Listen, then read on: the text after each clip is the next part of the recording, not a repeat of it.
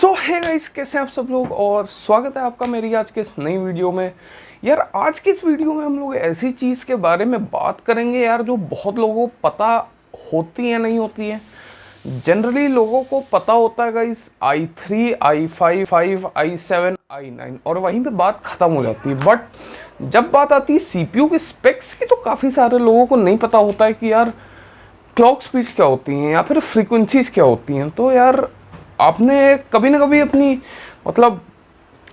CPU parts के बारे में सुना होगा, प्रोसेसर्स के बारे में। इस गीगाहर्ट्ज, इस प्रोसेसर की जो स्पीड है वो 3.5 गीगाहर्ट्ज है यार, 4 गीगाहर्ट्ज है, आजकल तो 5 गीगाहर्ट्ज वाले भी आते हैं। तो आखिर ये सब है क्या यार? तो आज के इस वीडियो में हम लोग इसी चीज़ के बारे में बात करेंगे। सो गाइस, मेरा नाम है श्रेष्ठ, आप देख रहे हैं श्रेष्ठ टेक्निकल। चल तो यार फिर इस वीडियो को हम शुरू करते हैं। सो गाइस, जब भी आप कोई नया प्रोसेसर लेने जाते होंगे आपने ये ज़रूर सुना होगा कि गाइस इस प्रोसेसर की जो फ्रीक्वेंसी है वो 3 गीगाहर्ट्ज है या फिर 3.5 गीगाहर्ट्ज है या 2.8 गीगाहर्ट्ज है। तो यार ये जो गीगाहर्ट्ज होते हैं ना, ये होती है बेसिकली प्रोसेसर की फ्रीक्वेंसी, या फिर आप इसको क्लॉक स्पीड्स भी बोल सकते हैं। गाइस एक प्रोसेसर के मामले में एक प्रोसेसर की फ्रीक्वेंसी या फिर एक प्रोसेसर के क्लॉक स्पीड्स गाइस एक ही चीज़ होती है। उन दोनों का मतलब एक ही चीज़ होता है। और वो क्या होता है, चलिए बात करते हैं उसके बारे में। तो गाइस उससे पहले गाइस जिससे पहले आप क्लॉक स्पीड समझते हैं उससे पहले आपको ये समझना है कि यार साइकिल्स क्या होते हैं। तो अगर मैं प्रोसेसर्स के बारे में बात करूं तो यार एक सेट ऑफ इंस्ट्रक्शंस होते हैं। जैसे आप मान लो कि यार ये एक सेट ऑफ इंस्ट्रक्शंस है, ठीक है, जो कि प्रोसेसर को एग्जीक्यूट करना है। तो इस सेट ऑफ इंस्ट्रक्शंस को हम लोग बोलेंगे एक साइकिल, ठीक है। तो साइकिल क्या होता है? Cycle is a set of instructions. तो मतलब जब प्रोसेसर इस सेट ऑफ इंस्ट्रक्शंस को एग्जीक्यूट करता है पूरा ऊपर से नीचे तक, तो हम लोग बोलते हैं कि एक साइकिल एग्जीक्यूट हुई है।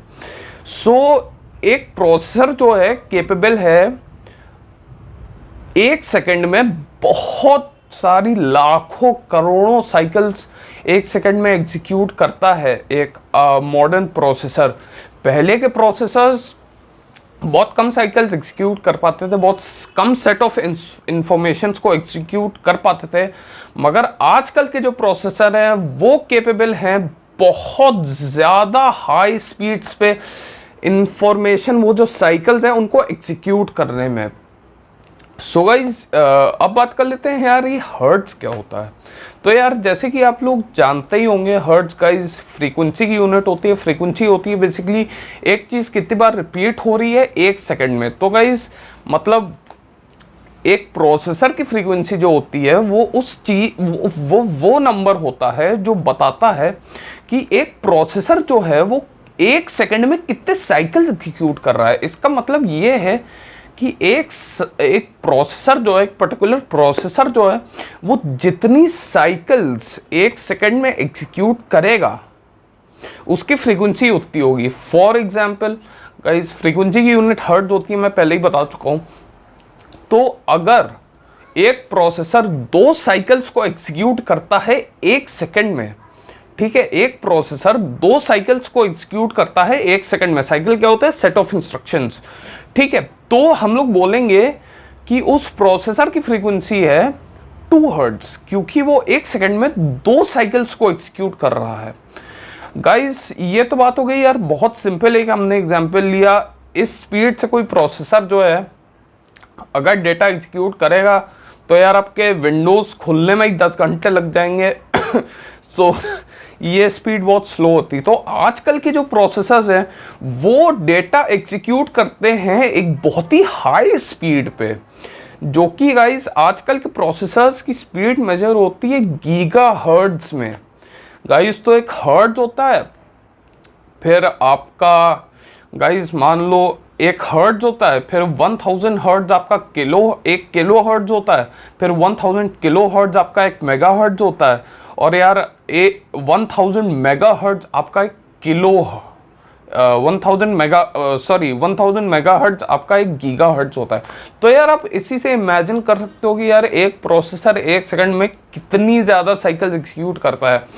तो मतलब यार बेसिकली मतलब ये है कि एक प्रोसेसर ज़्यादा 1 सेकंड में ज़्यादा साइकिल्स एग्जीक्यूट करेगा। इसका मतलब ये है कि एक प्रोसेसर 1 सेकंड में बहुत सारा डेटा प्रोसेस करने के केपेबल होता है। मतलब साइकिल्स होती क्या है? Cycles are basically set of instructions, जैसे कि मैं बता ही चुका हूँ। अब एक प्रोसेसर जो 1 सेकंड में ज़्यादा साइकिल्स को एग्जीक्यूट करेगा, वो ज़्यादा डेटा प्रोसेस कर पाएगा 1 सेकंड में। और वहीं पे दूसरा प्रोसेसर जो कि 1 सेकंड में कम साइकिल्स को एग्जीक्यूट कर पाता है, वो गाइस कम डेटा प्रोसेस कर पाएगा 1 सेकंड में। या फिर हम बोल पाएंगे कि जो ज़्यादा साइकिल्स को एग्जीक्यूट करता है 1 सेकंड में, या फिर जिसकी फ्रीक्वेंसी ज़्यादा है, वो प्रोसेसर उस प्रोसेसर से ज़्यादा फास्ट डेटा प्रोसेस कर सकता है, या फिर उससे ज़्यादा परफॉर्मेंस देता है जो कि कम साइकिल्स एग्जीक्यूट करता है। तो यार इससे हम समझ जाते हैं कि यार एक जो प्रोसेसर है, अगर कोई प्रोसेसर इन जनरल टर्म्स, ठीक है, अगर कोई प्रोसेसर 4 गीगाहर्ट्ज पे चल रहा है और वहीं कोई प्रोसेसर 3 गीगाहर्ट्ज पे चल रहा है, तो इन अ जनरल व्यू, वैसे ये होता तो नहीं है, और भी फैक्टर्स हम लोग कंसिडर करते हैं, but in a general view जो प्रोसेसर 4 गीगाहर्ट्ज पे चल रहा है वो 3 गीगाहर्ट्ज से ज़्यादा डेटा प्रोसेस करने के केपेबल है, क्योंकि वो गाइस ज़्यादा साइकिल्स 1 सेकंड में एग्जीक्यूट करता है। सो गाइस मेरे हिसाब से यार आप समझ गए होंगे कि गाइस गीगाहर्ट्ज का क्या मतलब होता है और फ्रीक्वेंसीज का क्या मतलब होता है और क्लॉक स्पीड्स का क्या मतलब होता है। यहाँ पे 3 और टर्म्स हैं जिन पे मैं थोड़ा सा एम्फेसिस देने वाला हूँ। एक्चुअली 2 और टर्म्स हैं। वो टर्म्स हैं गाइस, एक है बेस क्लॉक और दूसरी है बूस्ट क्लॉक। तो अब यार मतलब इन दोनों का मतलब क्या है? तो बेस क्लॉक वो होती है जिस फ्रीक्वेंसी पे आपका पीसी चलता है जब आपके पीसी पे कोई लोड नहीं होता है। इसका मतलब है कि अगर आपने खाली विंडोज़ खोला हुआ है, आप कोई काम नहीं कर रहे हो, उस पर कोई सॉफ्टवेयर नहीं चला रहे हो, ठीक है, तो आपका जो प्रोसेसर है वो बेस फ्रीक्वेंसी पे चलेगा। बेस फ्रीक्वेंसी मतलब कम फ्रीक्वेंसी, और बूस्ट फ्रीक्वेंसी मतलब उससे थोड़ी सी प्रोसेसर खुद अपनी फ्रीक्वेंसी बढ़ा देता है। अब ऐसा प्रोसेसर क्यों करता है? देखिए, जब आप खाली विंडोज़ खोले हुए हैं या फिर कोई बहुत ज़्यादा मतलब लाइट वेट काम, जैसे मूवी देख रहे हैं, फोटोज़ देख रहे हैं, म्यूज़िक सुन रहे हैं, MS एक्सेल, मतलब आपका जो प्रोसेसर है उसको ज़रूरत नहीं है बहुत हाई स्पीड पे डेटा प्रोसेस करने की, तो वो अपनी फ्रीक्वेंसी को अपने आप थोड़ा सा कम कर लेता है। अब वो ऐसा क्यों करता है? वो ऐसा इसीलिए करता है ताकि वो पावर कम कंज्यूम करे। अब बेसिकली अगर वो कम फ्रीक्वेंसी पे चलेगा तो वो कम पावर कंज्यूम करेगा और मतलब ज़्यादा उसकी लाइफ टाइम भी बढ़ जाएगी, क्योंकि यार वो बहुत ज़्यादा हाई फ्रीक्वेंसी पे नहीं काम कर रहा है। तो अब बूस्ट क्लॉक क्या होती है? अब मान लीजिए आप अपने पीसी पे कोई बहुत ज़्यादा हाई एंड काम कर रहे हैं, जैसे गेमिंग कर रहे हैं, आप एडिटिंग कर रहे हैं, कोई वीडियो अपने रेंडर पे लगा दी है, या फिर आप 3D वर्क कर रहे हैं, एनिमेशन कर रहे हैं, तो उस केस में आपके प्रोसेसर को बहुत ज़्यादा डेटा प्रोसेस करना पड़ता है, क्योंकि वो बहुत हैवी काम है। तो आपका प्रोसेसर तब क्या करता है? अपनी जो फ्रीक्वेंसी है, अपनी जो डेटा प्रोसेस करने की कैपेसिटी है, उसको बढ़ा देता है, जिसकी वजह से वो ज़्यादा जल्दी डेटा प्रोसेस कर पाता है और हमारा काम ज़्यादा जल्दी हो पाता है। अब आप लोग पूछेंगे कि यार हमारा जो प्रोसेसर है वो हमेशा हाई स्पीड पे क्यों नहीं चलता है? ठीक है, जब हम लोग हैवी काम करते हैं तभी वो अपनी बूस्ट क्लॉक पे क्यों जाता है और वो वैसे बेस क्लॉक पे क्यों रहता है?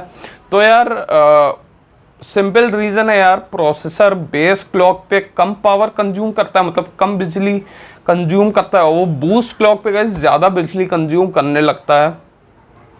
तो गाइस इसलिए वो प्रोसेसर की लाइफ पे भी फ़र्क पड़ता है यार, और हीटिंग इश्यूज भी आ जाते हैं। अगर प्रोसेसर हमेशा अपनी हद पे काम करेगा, है ना, हमेशा अपनी पीक पे ही काम करेगा, तो वो ज़्यादा हीट प्रोड्यूस करेगा तो उससे हीटिंग इश्यूज भी आ जाते हैं हमारे सीपीयूज़ के अंदर।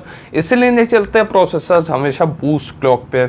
और प्रोसेसर की लाइफ पे ही फ़र्क पड़ता है यार, मतलब प्रोसेसर हमेशा अपनी पीक पे ही चलेगा, हमेशा अपने हाईएस्ट पॉइंट पे चलेगा। तो यार प्रोसेसर की एक जनरल सी बात है, मतलब कॉमन सेंस की बात है यार, प्रोसेसर की लाइफ पे भी असर पड़ेगा, प्रोसेसर की यार लाइफ कम हो जाएगी। गाइस आपको फ्रीक्वेंसीज के बारे में समझ में आ गया होगा, क्लॉक स्पीड्स क्या होते हैं, साइकिल्स क्या होते हैं, है ना, और बेस क्लॉक क्या होती है, बूस्ट क्लॉक क्या होती है। सो गाइज अगर आपको ये वीडियो अच्छा लगा और इन्फॉर्मेटिव लगा तो गाइज इस वीडियो को एक लाइक दीजिए, मेरे चैनल को सब्सक्राइब कीजिए और बेल नोटिफिकेशन आइकॉन को भी दबा दीजिए। और अगर आप चाहते हैं कि आप नॉलेज को स्प्रेड करें तो इस वीडियो को ज़रूर शेयर कीजिएगा। मैं मिलता हूँ आपसे नेक्स्ट वीडियो में, तब तक के लिए thank you for watching this video and bye.